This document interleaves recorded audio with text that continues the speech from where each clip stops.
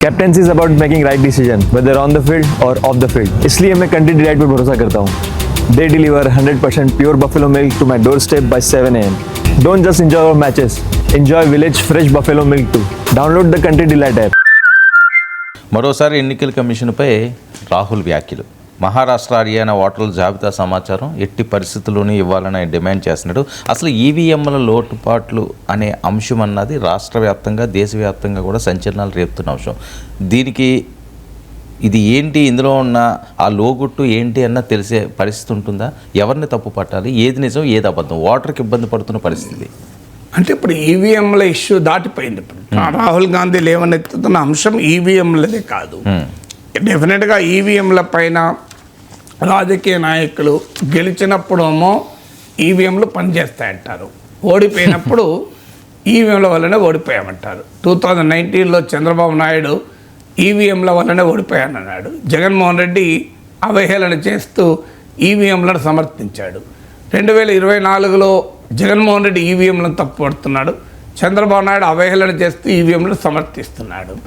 మీకు GV Narasimha Rao BJP parliament సభ్యుడు, జాతీయ అధికార ప్రతినిధి ఈవీఎంలకు వ్యతిరేకంగా బుక్కు రాస్తే దాని ముందు మాట ఎల్కే అద్వానీ రాశాడు. అది భారతీయ జనతా పార్టీ అగ్రనేత ఎల్కే అద్వానీ ఈవీఎంలను వ్యతిరేకించాడు. ఇప్పుడు బీజేపీ ఈవీఎంలను సమర్థిస్తోంది. అందువల్ల రాజకీయాల్లో ఈవీఎంల పట్ల వైఖరి అనేది ఒక ఆబ్జెక్టివ్ వైఖరిగా ఎప్పుడూ లేదు. తాము ఓడిపోయినప్పుడు ఈవీఎంలను రైజ్ చేస్తున్నారు. ఇక ఈవీఎంలను టెక్నికల్గా ట్యాంపర్ చేయవచ్చు అని కంక్లూజివ్గా ఇంతవరకు ఎవరు ప్రూవ్ చేయలేదు. సో దానిపైన అనుమానాలు, ప్రశ్నలు, సందేహాలు ఉన్నాయి. ఎన్నికల కమిషన్ అడపాదడపా వివరణలు ఇస్తున్నాయి, కానీ ఇప్పటికీ కూడా ఈ అనుమానాలు అయితే పూర్తిగా నివారించడంలో ఎన్నికల సంఘం సఫలం కాలేదు. సో ఈవీఎంల వ్యవహారం ఒకటి. ఇది ఇప్పుడు ఈవీఎంల వ్యవహారాన్ని దాటి ఇంకో అంశం ఏంటంటే పార్లమెంట్ ఎన్నికలకు, అసెంబ్లీ ఎన్నికలకు మధ్య ఓట్ల సంఖ్య గణనీయంగా పెరుగుతోంది.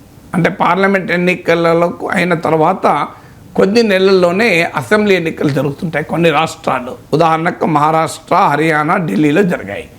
సో రాహుల్ గాంధీ రేజ్ చేసింది సీరియస్ అంశం. ఎందుకంటే ఇండిపెండెంట్ ఎనాలిసిస్ కూడా ఏం చెప్తుందంటే sharp increase in the number of voters in assembly elections compare to the general elections. General ఎలక్షన్లతో పోలిస్తే అసెంబ్లీ ఎన్నికల్లో భారీగా ఓటర్ల సంఖ్య పెరుగుతోంది. మరి ఇది జెన్యున్గానే భారీగా ఓటర్లు వచ్చి నమోదయ్యారా? ఇప్పుడు ఎక్కడి దాకా వచ్చిందంటే జనరల్ ఎలక్షన్స్కు, అసెంబ్లీ ఎలక్షన్స్కు ఓటర్ల సంఖ్యలో తేడా 39 లక్షలు, 39 lakhs వెళ్ళింది. It's a very big number. ఇప్పుడు అసెంబ్లీ లోక్సభ ఎలక్షన్ల తర్వాత 4 నెలలకో 3 నెలలకో 5 నెలలకో అసెంబ్లీ ఎన్నికలు జరుగుతాయి. ఈ 5 నెలల్లో 6 నెలల్లో కొంతమంది అప్పుడు ఓటర్గా నమోదు చేసుకునే వాడు ఇప్పుడు నమోదు చేసుకోవచ్చు. పార్లమెంట్ ఎన్నికల్లో ఓటు వేయటానికి ఆసక్తి చూపిన వారు కూడా అసెంబ్లీ ఎన్నికల్లో ఓటు వేయవచ్చు. ఈ పాసిబిలిటీ ఉంది, కాదనడం. కానీ ఇంత షార్ప్గా ఓటర్ల సంఖ్య పెరుగుతుందా? ఇది మొదటి అనుమానం. ఇక్కడ ఈ అనుమానానికి ఎన్నికల కమిషన్ చేయాల్సింది ఏంటి? ట్రాన్స్పరెంట్గా ఓటర్ ఎన్రోల్మెంట్ ప్రాసెస్ను ఉంచడము, ఓటర్ లిస్టులను మిషన్ రీడబుల్ ఫార్మాట్లో అవైలబుల్గా ఉంచడము. సో ఓటర్ ఎన్రోల్మెంట్ ప్రక్రియలో రాజకీయ పార్టీని ఇన్వాల్వ్ చేయడం. ఈ పని చేస్తే సమస్య పరిష్కారం అవుతుంది. కానీ ఇవన్నీ అబద్ధాలు, ఇది ఆరోపణలు నిజం కాదు, కొట్టివేస్తూ ఉపయోగం ఉంటుందా? ఎందుకంటే ఇంత షార్ప్ ఇంక్రీజ్ ఎందుకు అవుతుంది లోక్సభ ఎన్నికలకు, అసెంబ్లీ ఎన్నికలకు? దీంట్లో ఏదైనా మతలబు ఉందా అనే అనుమానం అనివార్యంగా వస్తుంది. ఇది మొదటి ఈవీఎంల ఇష్యూ దాటి ఇది రెండవ ఇష్యూ. మూడవ ఇష్యూ ఏమవుతుంది అంటే 5 o'clock వరకు ప్రొవిజనల్ ఫిగర్స్ వస్తాయి. 5 తర్వాత కూడా అఫ్కోర్స్ 6 వరకు కూడా కొన్ని చోట్ల ఓటింగ్ జరుగుతుంది, కొన్ని చోట్ల 5కే క్లోజ్ అవుతుంది. ఈ ఓటింగ్ ప్రక్రియ పూర్తయిన రోజు ఇచ్చే డేటాకు, ఓటింగ్ శాతానికి, ఫైనల్గా వచ్చేటువంటి ఓటింగ్ శాతానికి చాలా తేడా ఉంటుంది. సో ఫైనల్గా మీకు ఈ ఎలక్షన్ ప్రిసైడింగ్ ఆఫీసర్లు 17C ఫామ్లో ఓటర్ల వివరాలు రిటర్న్గా నమోదు చేస్తారు. సో ఈ గ్యాప్ చాలా ఎక్కువ ఉంటుంది. కొన్ని సందర్భాల్లో చాలా ఎక్కువ సమయం కూడా ఎలక్షన్ కమిషన్ తీసుకుంటోంది. ఈ ఆధునిక టెక్నాలజీ యుగంలో ఇంత గ్యాప్తో ఇన్ఫర్మేషన్ ఇవ్వాల్సిన అవసరం లేదు. కొన్నిసార్లు 2 రోజులు 3 రోజులు తీసుకుంటుంది. అవును. దాంతో ఎన్నికల కమిషన్ పైన అనుమానాలు కలుగుతున్నాయి. మరి ఏం జరుగుతోంది?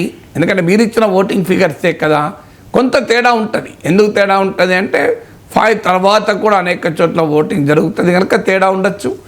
లేదు ఆ టైం నా సమయానికి అంటే ఓటింగ్ పూర్తయ్యే సమయానికి కాంపౌండ్ పోలింగ్ బూత్లో ఎంటర్ అయిన ప్రతి ఒక్కరికి ఓటు వేసుకునే అవకాశం ఇస్తాం.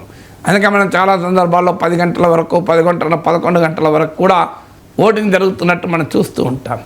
కానీ ఇంత గ్యాప్ ఎందుకు ఉంటుంది అంటే ప్రొవిజనల్ ఓటింగ్ ఫిగర్స్కు ఫైనల్ ఓటింగ్ ఫిగర్స్కు చాలా తేడా ఉంటుంది. అని కొన్ని సందర్భాలు చాలా అంటే అర్థం లక్షల్లో ఉన్నదని కాదు, గెలుపు ఓటములను కూడా ప్రభావితం చేసే స్థాయిలో ఉంటుంది. అది అనుమానాలకు దారితీస్తుంది. అది థర్డ్ ఫ్యాక్టర్. అంటే కొంత తేడా డెఫినెట్గా ఉంటుంది. ఎందుకంటే 5 o'clock వరకు తీసుకున్న ఫిగర్స్ ఏమో ఓవరాల్గా ఎన్నికల అధికారులు తీసుకొని ఇచ్చేది. మీరు ఫైనల్ ఫిగర్స్కు కొంత తేడా ఉంటుంది కానీ ఇంత తేడా ఉంటుందా? 4th పాయింట్ ఏంటంటే 5 తర్వాత ఓటింగ్ గణనీయంగా పెరుగుతోంది కూడా. అవును, నిజంగానే అంత పెరుగుతుందా? పొద్దున్న దాకా 8 గంటల నుంచి 5 గంటల దాకా ఓటు వేయకుండా 5 తర్వాతనే భారీ ఎత్తున ఓటర్లు పోలింగ్ బూత్లోకి వస్తారా? ఇదొక అనుమానం. కానీ గ్రౌండ్ లెవెల్లో ఫిగర్స్ చూస్తే 5 o'clock తర్వాత మామూలుగా పెరగడం లేదు ఓటింగ్. అవును. ఎందుకు ఇలా పెరుగుతుంది అనేది 4వ అనుమానం. 5వ అనుమానం ఏంటంటే ఈ సీసీటీవీ రికార్డింగ్ చేస్తారు ఎలక్షన్ ప్రాసెస్ మొత్తాన్ని. ఈ సీసీటీవీ ఫుటేజ్ను రిస్ట్రిక్ట్ చేస్తున్నారు. అంటే రాజకీయ పార్టీలకు వాళ్ళ ప్రతినిధులకు అందుబాటులో ఉంచడం పైన ఆంక్షలు పెడుతున్నారు. ప్రత్యేకంగా 1961 ఎలక్షన్ చట్టాన్ని సవరించి ఆంక్షలు పెట్టారు. ఇది మరిన్ని అనుమానాలకు దారితీస్తుంది.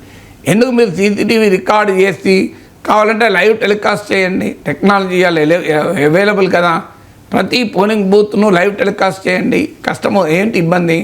ఆ సీసీటీవీ ఫుటేజ్ అలాగే ఉంచి ఎప్పుడైనా రాజకీయ పార్టీ ప్రతినిధి వచ్చి వెరిఫై చేసుకోవడానికి అనుమానం ఉన్నప్పుడు అవకాశం ఇవ్వండి. దీనికి అభ్యంతరం ఏంటి? ఈ క్వశ్చన్లకు ఎలక్షన్ కమిషన్ సంతృప్తికర సమాధానాలు రావడం లేదు. ఇక 6వది అసలు ఎన్నికల కమిషన్ ఇండిపెండెన్స్ పైన సుప్రీంకోర్టు కీలకమైన జడ్జిమెంట్ ఇచ్చి ఎన్నికల ప్రక్రియ అనేది భారత రాజ్యాంగ మౌలిక స్వరూపంలో ఫ్రీ అండ్ ఫెయిర్ ఎలక్షన్స్ ముఖ్యమైనది. డెమోక్రసీకి మూలమే ఎలక్షన్స్ ఇంపార్షియల్గా జరిపించాల్సిన అవసరం ఉంటుంది. ఇంపార్షియల్గా జరిగినట్లు ప్రజలకు నమ్మకం కలిగించడం కూడా అవసరం ఉంటుంది. అందుకొరకు ఎన్నికల కమిషనర్ల ఎంపిక ఇండిపెండెంట్గా జరగాలి. ప్రభుత్వ జోక్యం భారీ ఎక్కువగా ఉంటే ప్రభుత్వ మద్దతుదారులే ఎన్నికల కమిషన్లో ఉన్నారు అంటే ఫ్రీ ఫెయిర్ ఎలక్షన్స్ అనే కాన్ఫిడెన్స్ దెబ్బతింటుంది. కనుక సుప్రీంకోర్టు ఏమన్నంటే సుప్రీంకోర్టు చీఫ్ జస్టిస్ను కూడా ఎన్నికల కమిషనర్ల ఎంపికల బృందంలో ఉండాలని తీర్పు చెప్పింది. మోడీ ప్రభుత్వం దాన్ని సవరించి చట్టాన్ని చీఫ్ జస్టిస్ అవసరం లేకుండా ప్రభుత్వ ప్రమేయంతోనే ఎన్నికల కమిషన్లను నియమించేలా చట్టాన్ని మార్చారు. ఇవన్నీ కలిపితే ఏమవుతుంది? ఎన్నికల కమిషన్ స్వయం ప్రతిపత్తి పైన దాడి జరిగింది. తమ రాజకీయ ప్రమేయంతో ఎన్నికల కమిషన్ నియమించుకునేలా చేసుకున్నారు. సీసీటీవీ ఫుటేజ్ను పైన ఆంక్షలు పెట్టారు. మీకు 5 గంటల తర్వాత ఓటింగ్ పెరుగుతోంది. ప్రొవిజనల్ ఫిగర్స్కు ఫైనల్ ఫిగర్స్కు చాలా తేడా ఉంటుంది. పార్లమెంట్ ఎన్నికలకు అసెంబ్లీ ఎన్నికలకు లక్షల సంఖ్యలో ఓట్లు పెరుగుతున్నారు. ఇవన్నీ వెరసి ఏ అనుమానాలు దారితీస్తుంది? ఇంకో రాహుల్ గాంధీ అన్న రిగ్గింగ్ జరిగింది అన్న ఆరోపణ దారితీస్తుంది. అది ఆరోపణ నిజమని నేను అనడం లేదు. కానీ ఇన్ని ప్రశ్నలు ఎన్నికల కమిషన్ అయితే వీటికి సంతృప్తికరమైన సమాధానాలు ఇవ్వాలి కదా. పొలిటికల్ ప్రాసెస్లో ఎలక్షన్ కమిషన్ ఎలక్షన్ ప్రక్రియ పైన ప్రజలకు రాజకీయ పార్టీలకు విశ్వాసాన్ని కల్పించాలి కదా. అక్కడ ఎన్నికల కమిషన్ ఫెయిల్ అవుతుంది.